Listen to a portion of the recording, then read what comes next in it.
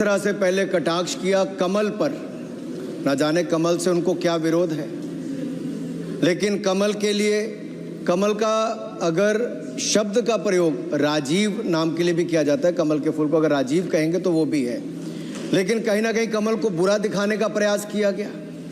अरे भाई ये बात सही है कि हमारा चुनाव चिन्ह कमल का फूल है और जनता ने तीसरी बार लगातार हमें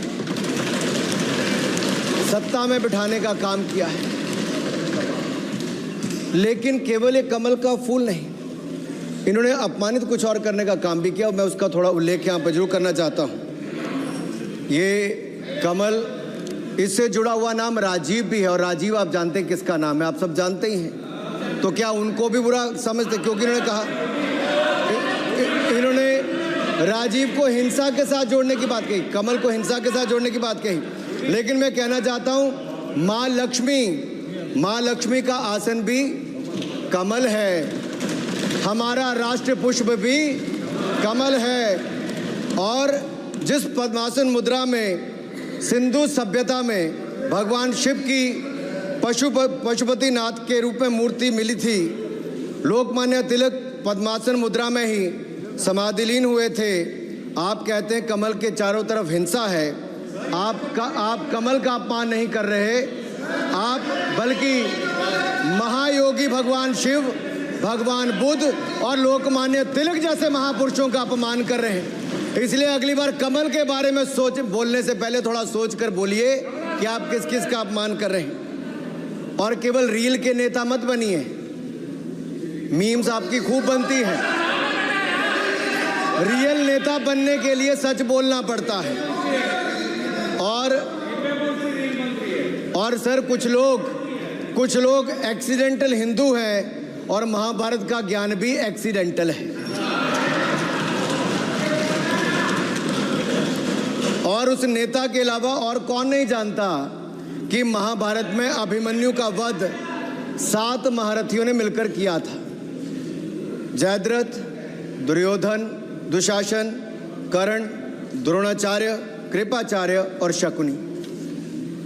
लेकिन राहुल जी ने कभी महाभारत, शायद, अब मुझे तो पता नहीं, पढ़ा भी नहीं, पर देखा भी नहीं होगा शायद सर मुझे लगता है अंकल सैम ने लिख कर दिया होगा,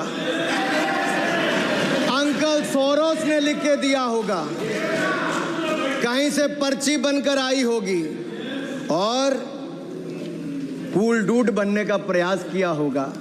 मैं इतना ही कहूंगा, कल जो चक्रव्यूह में फंसाने की बात कर रहे थे वो कर्ण को करना कह रहे थे, कृपाचार्य जी को कृपचाय बोल रहे थे। चलिए छोड़िए उसको। अध्यक्ष जी, कल तो ऐसा लग रहा था सदन के अंदर महाभारत पर इतना सारा ज्ञान दिया गया कि एक समय ऐसा लगा BR चोपड़ा के महाभारत के धारावाहिक का संगीत गूंजने लगा हो। और कहीं ना कहीं उन्होंने एक बार महाभारत पढ़ने के लिए फिर प्रेरित किया, मगर इस बार महाभारत पर मैंने एक नई पुस्तक पढ़ी जो उनकी पार्टी के विद्वान सांसद, जो इस सदन के सदस्य भी हैं, उन्होंने लिखी है, और उस पुस्तक का नाम है the great Indian novel. Rahul ji को अगर महाभारत और चक्रव्यूह के विषय में विस्तृत जानकारी लेनी है तो अपने उस सांसद से वो संपर्क कर सकते हैं। और मैं बताऊंगा, शशि थरूर जी ने, शायद वही राहुल गांधी जी को बता दें या बताएंगे, नहीं तो मैं बता देता हूं कि आपने महाभारत और भारत के स्वतंत्रता संघर्ष को मिलाकर जो उपन्यास लिखा है उसके पात्र कौन कौन हैं।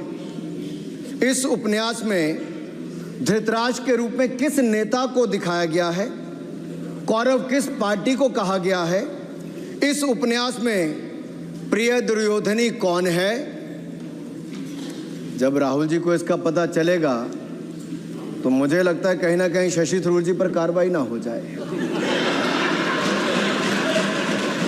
लेकिन क्या है साहब, ये लोग तो संविधान दिखाते थे, पढ़ते नहीं थे। मैंने उस दिन पूछ लिया कितने पन्ने होते, तो वो भी नहीं बता पाए। मैंने उसके बाद पूछा कि ये जो आप संविधान की कॉपी लेकर चलते हो, इसका प्रीफेस पढ़ा है, इसका फॉरवर्ड पढ़ा है, इसकी प्रस्तावना किसने की है? के वेणुगोपाल जो सॉलिसिटर जनरल इनकी सरकार के समय भी रहे होंगे, सीनियर एडवोकेट हैं, या गोपाल शंकर नारायण जो सीनियर एडवोकेट हैं, उन्होंने उसकी प्रस्तावना की थी और प्रस्तावना में लिखा था कि कैसा काला अध्याय वो इमरजेंसी का समय था। और ये संविधान जो डॉक्टर BR अम्बेडकर जी ने दिया, अगर ये नहीं दिया होता तो आम जनमानस को अपने अधिकारों का पता भी नहीं लगता। लेकिन इन्होंने तो उसको पढ़ा ही नहीं था, लेकिन केवल कॉपी दिखा रहे थे इतने दिनों से साहब। ऐसे ही महाभारत पर भी ऐसी हालत लग रही है। और मुझे लगता है, और नहीं तो गूगल दादा तो थे, इनसे पूछ लेते। आप क्या करते हो साहब, साथियों को बताया करो।